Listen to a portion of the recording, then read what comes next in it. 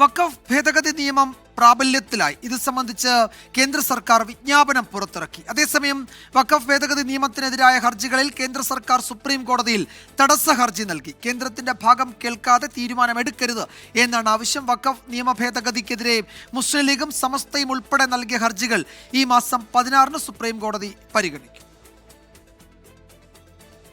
Parliament പാസാക്കിയ വഖഫ് ഭേദഗതി നിയമത്തിന് രാഷ്ട്രപതി അംഗീകാരം നൽകിയതോടെ നിയമം ഇന്നു മുതൽ പ്രാബല്യത്തിലായി. ഇത് സംബന്ധിച്ച് കേന്ദ്ര ന്യൂനപക്ഷ ക്ഷേമ മന്ത്രാലയം വിജ്ഞാപനം പുറത്തിറക്കി. നിയമം നടപ്പാക്കുന്നതിനുള്ള ചട്ടങ്ങൾ ഉടൻ രൂപീകരിക്കുമെന്നും വിവരമുണ്ട്. വഖഫ് ഭേദഗതി നിയമത്തിനെതിരെ നിരവധി ഹർജികൾ സുപ്രീം കോടതിക്ക് മുമ്പിലേക്ക് എത്തിയതോടെ നിയമം സ്റ്റേ ചെയ്യരുതെന്നാവശ്യപ്പെടാൻ കേന്ദ്ര സർക്കാർ തീരുമാനിച്ചിട്ടുണ്ട്. ഇതിനായി കേന്ദ്ര സർക്കാർ സുപ്രീം കോടതിയിൽ തടസ്സ ഹർജി നൽകി. കേന്ദ്ര സർക്കാരിന്റെ ഭാഗം കേൾക്കാതെ തീരുമാനം കൈക്കൊള്ളരുതെന്ന് ആവശ്യപ്പെട്ടാണ് ഹർജി. വഖഫ് നിയമ ഭേദഗതിക്കെതിരായ ഹർജികളിൽ ഉടൻ വാദം കേൾക്കണമെന്ന ഹർജിക്കാരുടെ ആവശ്യം സുപ്രീം കോടതി അംഗീകരിച്ചില്ല. ഹർജികൾ ഈ മാസം 16-ന് സുപ്രീം കോടതി പരിഗണിക്കും. മുതിർന്ന അഭിഭാഷകരായ കപിൽ സിബലും മനു അഭിഷേക് സിംഗ്വിയും ഹർജികൾ ഉടൻ കേൾക്കണമെന്ന് ആവശ്യപ്പെട്ടിരുന്നു. മുസ്ലിം ലീഗും സമസ്തയും കോൺഗ്രസും ഉൾപ്പെടെ നൽകിയ 14 ഹർജികൾ കോടതിയുടെ പരിഗണനയിലുണ്ട്. നിയമ പോരാട്ടത്തിന് പുറമെ വഖഫ് നിയമ ഭേദഗതിക്കെതിരെ പ്രതിഷേധം ശക്തമാക്കാനാണ് പ്രതിപക്ഷ പാർട്ടികളുടെ തീരുമാനം. 24 ഡൽഹി.